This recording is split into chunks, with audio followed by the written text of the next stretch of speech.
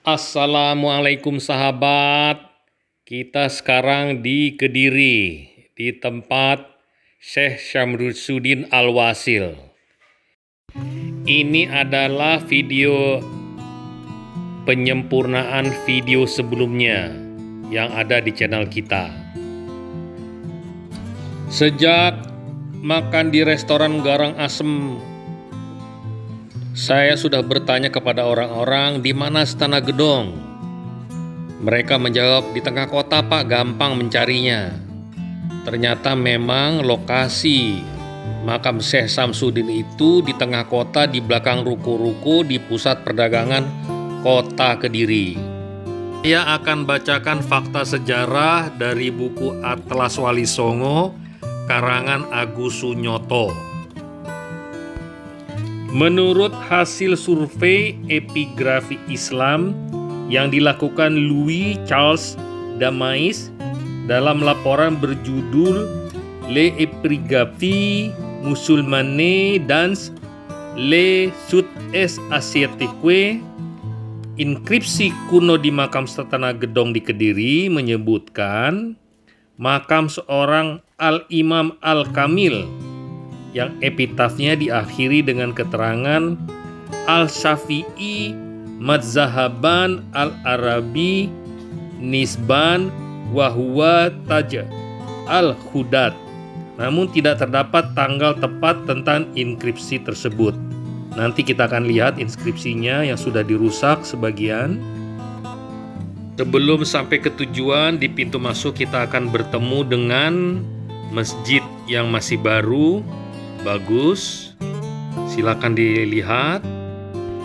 Inskripsi di makam Istana Gedong di Kediri itu terdiri dari 3 bidang 4 persegi, satu di atas yang lain, dengan tiap bidang berisi 2 baris tulisan mendatar.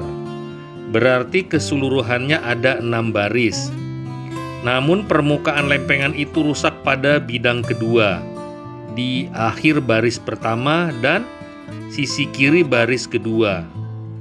Sedangkan di bidang ketiga hanya tampak beberapa huruf di awal baris pertama, serta sekelompok huruf terpisah di paruh kiri baris kedua. Sesudah masjid di sebelah kanan ada kuburan tua dan di sebelah kiri terlihat sepertinya bekas candi yang sudah runtuh. Di bekas candi ini dibangun ada bangunan modern dari kayu, dan di sini juga ada batu yang bercorak burung.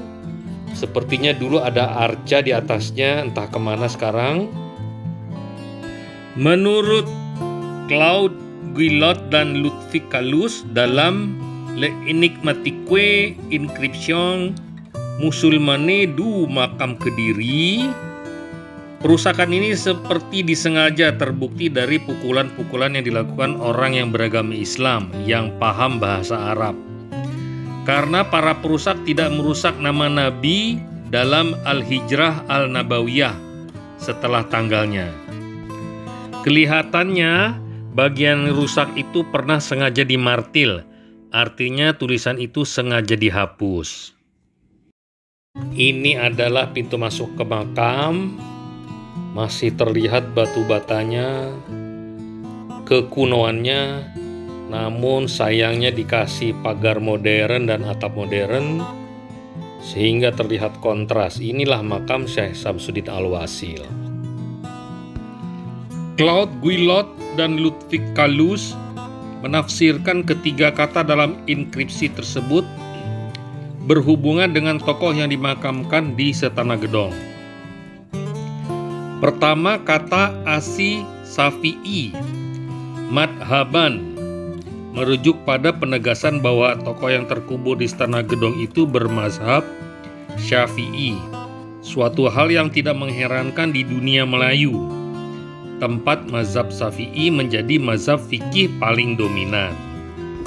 Ini adalah inskripsi atau tulisan yang dirusak, terlihat di bagian bawah dipalu, dimartil, sehingga tidak terbaca lagi. Kita lanjutkan.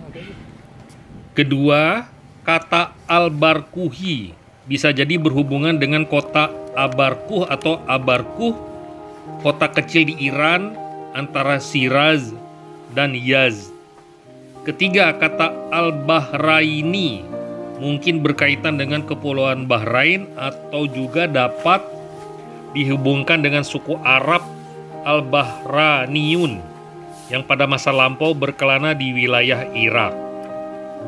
Dengan berbagai kesulitan mengungkap siapa jati diri almarhum yang dikebumikan di Istana Gedong karena rusaknya inskripsi, Claude Guillot dan Ludwig Kallus menyimpulkan bahwa tokoh yang dijuluki masyarakat dengan nama Syamsuddin Al-Wasil itu adalah seorang alim mubalih Kediri. Mereka juga berargumen bahwa kata makam yang terdapat dalam inskripsi Istana Gedong bukanlah menunjuk kuburan, melainkan lebih berhubungan dengan monumen peringatan yang dibuat lebih belakangan. Profesor Dr. Habib Mustopo, guru besar Universitas Negeri Malang, yang melakukan penelitian dengan basis data historis dan arkeologis, menyimpulkan bahwa tokoh Syekh Syamsuddin Al-Wasil yang dikebumikan di makam Istana Gedong adalah ulama besar yang hidup pada abad ke-12, yaitu pada masa Kerajaan Kediri. Jika nama Al-Wasil tercantum pada inskripsi Istana Gedong, nama Syamsuddin dicatat dalam historiografi Jawa yang tersimpan di Museum Nasional Jakarta. Nanti kan kita lihat, kita cari.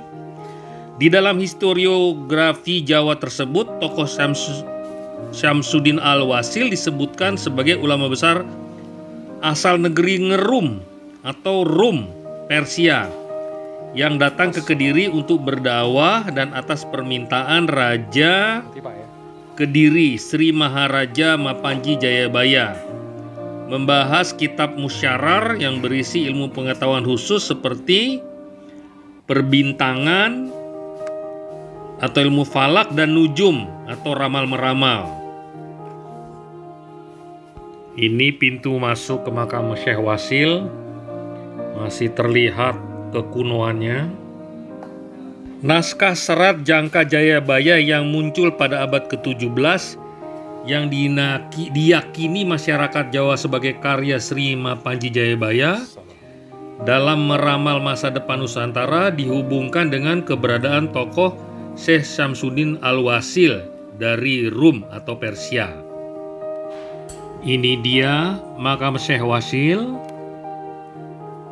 Catatan historiografi Jawa yang menyebut bahwa tokoh Syekh Syamsuddin Al-Wasil berasal dari Rum atau Persia sedikitnya dibenarkan oleh inskripsi yang menunjuk pada kata Al-Barkuhi yang berhubungan dengan kota kecil Abarkuh di Iran atau Persia.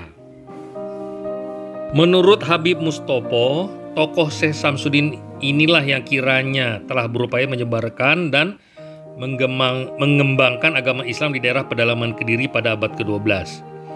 Itu sebabnya sangat wajar jika setelah meninggal Syekh Syamsuddin sangat dihormati masyarakat Islam di pedalaman. Menurut cerita tutur yang berkembang di masyarakat, makam Syekh Syamsuddin semula berada di tempat terbuka. Untuk menghormati jasa-jasanya dibangunlah makamnya oleh seorang bupati Kediri bernama Suryo Adilogo yang beragama Islam. Oleh karena Bupati Suryo Adilogo menurut sumber historiografi adalah mertua Sunan Derajat, putra Sunan Ampel, hidup di abad ke-16. Maka masuk akal jika bangunan makam Syekh Syamsuddin secara arkeologis berasal dari abad ke-16 meskipun makam itu sendiri sudah ada di komplek pekuburan Istana Gedong sejak abad ke-12 Masehi. Lepas dari sulitnya merekonstruksi sejarah Syekh Syamsuddin Al-Wasil dari kajian arkeologis, catatan-catatan historiografi dan cerita tutur masyarakat Muslim Jawa meyakini bahwa almarhum yang dikebumikan di kompleks makam Istana Gedong adalah seorang tokoh sufi yang sakti asal negeri Rum atau Persia yang diyakini menjadi guru rohani Sri Mapanji Jayabaya Raja Kediri. Lantaran itu situs makam kuno yang terletak di dekat reruntuhan candi kuno di kompleks pemakaman Stana Gedong Kediri itu sampai saat ini masih dijadikan pusat ziarah dan dikeramkan oleh masyarakat. Ini adalah inskripsi di samping makam Syekh Samsuddin Al-Wasil. Terlihat di situ ada bekas martil di bagian bawah. Kalau yang di bagian atas masih baik. Nah, ini baris kedua, ini baris ketiga terlihat bekas pukulan martil menghilangkan tulisan-tulisan yang berbahasa Arab. Artinya yang menghancurkan mengerti juga ada bahasa Arab. Demikian sahabat, sampai ketemu lagi di tempat yang menarik lainnya.